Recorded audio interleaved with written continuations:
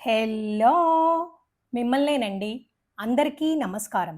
September 7న ఆకాశంలో కనబడబోయే సంపూర్ణ రాహుగ్రస్త చంద్రగ్రహణం. దీని గురించి తెలుసుకోవాలనుకుంటున్నారా?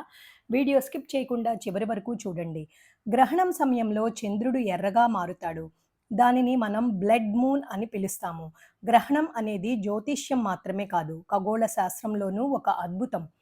భారతదేశంలో ఇది స్పష్టంగా కనిపిస్తుంది. సెప్టెంబర్ 7 ఆదివారం ప్రారంభం రాత్రి 9:56 నుండి 11:41 మధ్య. ముగింపు సెప్టెంబర్ 8 తెల్లవారుజామున 1:26 వరకు. మొత్తం 3 గంటల 30 నిమిషాలు గ్రహణం ఉంటుంది. గ్రహణ సమయంలో భోజనం, వంట చేయకూడదు. ఆలయ ద్వారాలు మూసివేస్తారు. గర్భిణీ స్త్రీలు బయటికి వెళ్ళరాదు. ఈ సమయంలో దైవస్మరణ, మంత్రజపం, ధ్యానం చేయటం శ్రేయస్కరం. గ్రహణ ప్రభావం అందరిపై ఉంటుంది, కానీ కుంభ, కర్కాటక, మీనరాశి వారికి ఎక్కువగా ఉంటుంది. అలాగే ధనిష్ట, పుష్యమి, శ్రవణ నక్షత్రాలు కూడా ప్రభావితమవుతాయి.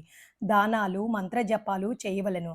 గ్రహణం తర్వాత స్నానం, ఇంటి శుభ్రం చేయాలి.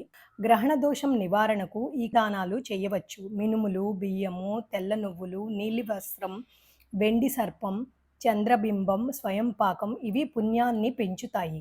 గ్రహణం పూర్తయిన వెంటనే తలస్నానం చేసి ఇంటిని శుభ్రం చేసి దైవ ప్రార్థన చేయవలెను. ఇలా చేస్తే 6 నెలల వరకు ఉండే గ్రహణ ప్రభావం తగ్గుతుంది. చంద్రుడు ఎర్రగా మెరిసినా మనం భక్తితో మెరిస్తే చీకటి ఉండదు. దైవస్మరణ, ప్రార్థనలో ఈ గ్రహణ రాత్రిని ఆశీర్వాదంగా మార్చుకుందాం. మీకు నచ్చినట్లయితే లైక్ చేయండి, షేర్ చేయండి, సబ్స్క్రైబ్ చేయండి. మీతో అనురాధ కంచర్ల.